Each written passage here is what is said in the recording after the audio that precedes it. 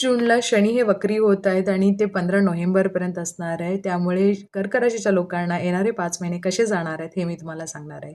शनीची तुमची ऑलरेडी ढय्या चाललेली आहे आणि शनी हे तुमच्या 8व्या घरामध्ये बसलेले आहेत आणि ते 7व्या घराकडे जातात. मग अशा वेळेला स्वतःच्या तब्येतीची काळजी घेणे हे खूप गरजेचं आहे. त्याचबरोबर एक लक्षात घ्या, शनीच्या या 7व्या घराच्या वक्री येण्याकारणाने तुमच्या वाणीवर प्रॉब्लेम होणार आहे, तुमच्या मनस्थितीवर प्रॉब्लेम होणार आहे, तुमच्या इमेजवर प्रॉब्लेम होणार आहे.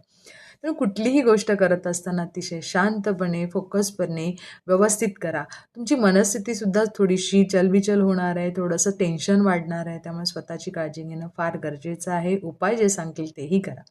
आता पार्टनरशिपमध्ये जे कामं करत आहेत, तर पार्टनरवर थोडेसे ब्लेम येऊ शकतात. त्यामुळे जे कोणी मध्ये बिझनेस करत आहे कर्क राशीचे लोकं, त्यांनी थोडंसं लक्ष ठेवलं पाहिजे. काही गोष्टी नीट करायला हव्यात लक्ष देऊन. त्याचबरोबर हजबंड वाईफमध्ये थोडेसे भांडण होऊ शकतं. घरामध्ये